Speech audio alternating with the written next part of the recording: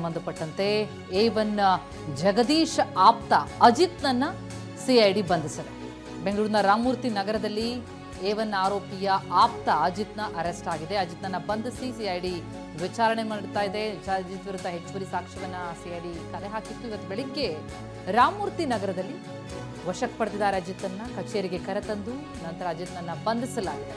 ಮಧ್ಯಾಹ್ನ 3 ಗಂಟೆ ಬಳಿಕ ಅಂದ್ರೆ ಇನ್ನೇನು ಕೆಲವೇ ಹೊತ್ತಿನಲ್ಲಿ ಕೋರ್ಟ್ಗೆ ಆತನನ್ನ ಹಾಜರುಪಡಿಸಲಾಗುತ್ತೆ. ಇವತ್ತು ಬೆಳಿಗ್ಗೆ ಆತನನ್ನ ವಶಕ್ಕೆ ಪಡೆದಿದ್ದು ಇನ್ನೇನು ಕೆಲವೇ ಹೊತ್ತಿನಲ್ಲಿ ಕೋರ್ಟ್ಗೆ ಹಾಜರುಪಡಿಸ್ತಾರೆ. ಈ ಕೊಲೆ ಪ್ರಕರಣಕ್ಕೆ ಬಿಕ್ಲು ಶಿವನ ಕೊಲೆ ಏನಾಗಿತ್ತು ಅದಕ್ಕೆ ಸಂಬಂಧಪಟ್ಟಂತೆ A1 ಆರೋಪಿಯ ಆಪ್ತ ಈತನನ್ನ ವಶಕ್ಕೆ ಪಡೆದಿದ್ದಾರೆ.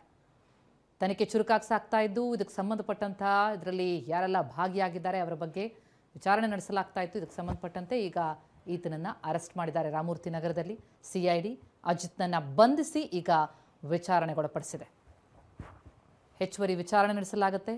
ಅದಕ್ಕೆ ಸಂಬಂಧಪಟ್ಟಂತೆ ಈಗ ಇನ್ನೇನು ಕೆಲವೇ ಹೊತ್ತಲ್ಲಿ ಕೋರ್ಟ್ಗೆ ಹಾಜರುಪಡಿಸ್ತಾರೆ.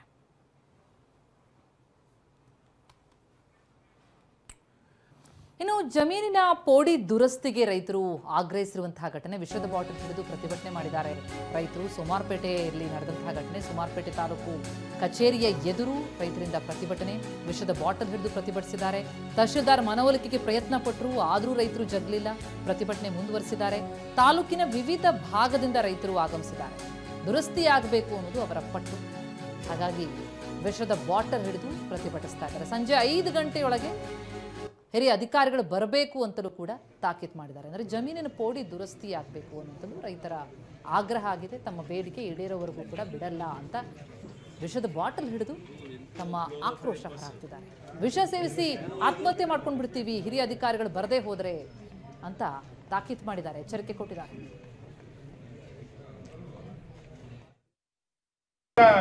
ಸ್ಟ್ರೈಕ್ ಮಾಡಿದಾಗ DC ಅವರು ಬಂದು 3 ತಿಂಗಳಲ್ಲಿ ದುರಸ್ತಿ ಮಾಡ್ಕೊಡ್ತೀವಿ ಅಂತ ಹೇಳಿದ್ರು. ಆದರೆ ಈ ದಿನ ತನಕ ದುರಸ್ತಿ ಆಗಲಿಲ್ಲ. ಈಗ ದುರಸ್ತಿ ಆಗಿದ್ದರಿಂದ ನಮಗೆ ಸೊಸೈಟಿಗಳಲ್ಲಿ ಅಥವಾ ಬ್ಯಾಂಕ್ಗಳಲ್ಲಿ ಲೋನ್ ತಗೊಳ್ಳೋಕೆ ತುಂಬ ಆರ್ಥಿಕ ತೊಂದರೆ ಆಗಿದೆ. ನಮಗೆ ತಾಳ್ಮೆ ಅನ್ನೋದು ರೈತನಿಗೆ ತಾಳ್ಮೆ ಒಂದು ಲಿಮಿಟ್ ಇದೆ. ಹಾಗಾಗಿ ಇವತ್ತು ಸಂಜೆ 5 ಗಂಟೆ ಒಳಗೆ ತಹಸೀಲ್ದಾರ್ ಹೇಳಿದ್ರು ಗೈರು ವಿಲೆ ಕಮಿಟಿಯಲ್ಲಿ ಹೋಗಿದ್ದು 18/9 ಕೇವಲ 2ನ ಅಪ್ರೂವಲ್ ಮಾಡಿದ್ರೆ ಬಾಕಿದು ಮಾಡಲಿಲ್ಲ ಅಂತ. ಅದೇ ರೀತಿ ನಾವು ಏನು 23ರಲ್ಲಿ ಅರ್ಜಿಗಳನ್ನ ಕೊಟ್ಟಿದ್ದೆ ಸರ್ವೆ ನಂಬರ್ 1 ದುರಸ್ತಿ ಆಗಲಿಲ್ಲ.